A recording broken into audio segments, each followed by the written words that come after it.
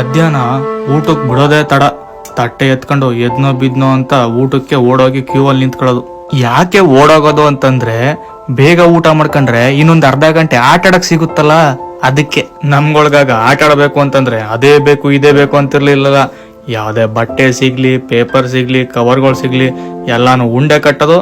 ಅದ್ರಲ್ಲೇ football, cricket, ನಾವು ಬರೆಯೋ ರೈಟಿಂಗ್ ಪ್ಯಾಡ್ಗಳೇ ಬ್ಯಾಟು, ಅಲ್ಲೇ ಸಿಗೋ ಕಲ್ಲು ಮರಗಳೇ ನಮಗ್ ವಿಕೆಟು.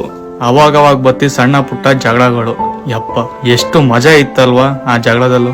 ಸಂಜೆ ಸ್ಕೂಲ್ ಬಿಟ್ಮೇಲೆ ಆ ಪೆಪ್ರಮೆಂಟ್ಗಳು ತಕೊಂಡು ತಿನ್ಕೊಂಡು ಮಾತಾಡ್ಕೊಂಡು ಮನೆಗೆ ಹೋಗಿದ ತಕ್ಷಣ ಬ್ಯಾಗ್ ಎಸ್ತು, ಅಮ್ಮ ನಾನು ಆಮೇಲೆ ಬರ್ತೀನಿ ಆಟ ಆಡ್ಕೊಂಡು ಅಂತ ಹೇಳಿ ಯೂನಿಫಾರ್ಮು ಚೇಂಜ್ ಮಾಡ್ತಿರ್ಲಿಲ್ಲ, ಹೊಂಟಾಯ್ತಿದ್ವು ಆಟ ಆಡಕ್ಕೆ.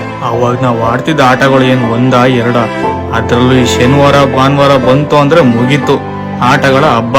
ಒಂದೊಂದ್ ಆಟಗಳದ್ದು ಒಂದೊಂದ್ ಸೀಸನ್.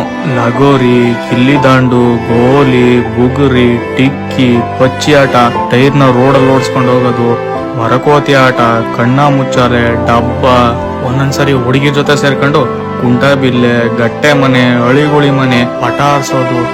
ಯಪ್ಪ ಒಂದ ಎರಡ 19 ಕಿಡ್ಸ್ ಕೂಡ ಆಡ್ತಿದ್ದ ಆಟಗಳು. ನಮ್ಗಳಿಗೆ ಕರೆಕ್ಟ್ ಆಗಿ ಸೈಕಲ್ ಓಡ್ಸಕ್ ಬರ್ತಿರ್ಲಿಲ್ಲ, ಅಂತದ್ರಲ್ಲಿ ಇನ್ನೊಬ್ಬನ ಹಿಂದೆ ಕೂರ್ಸ್ಕೊಂಡು ಅದು ಅರ್ಧ ಪೆಟ್ಲಲ್ಲಿ ಸೈಕಲ್ ತೊಳ್ಕೊಂಡು ಹೋಗೋದು. ಎಷ್ಟ್ ಧೈರ್ಯ ಇತ್ತಲ್ವಾ ನಮ್ಗಾಗ. ಆಮೇಲೆ ಬೇರೆಯವ್ರ ಮನೆ ಕಾಂಪೌಂಡ್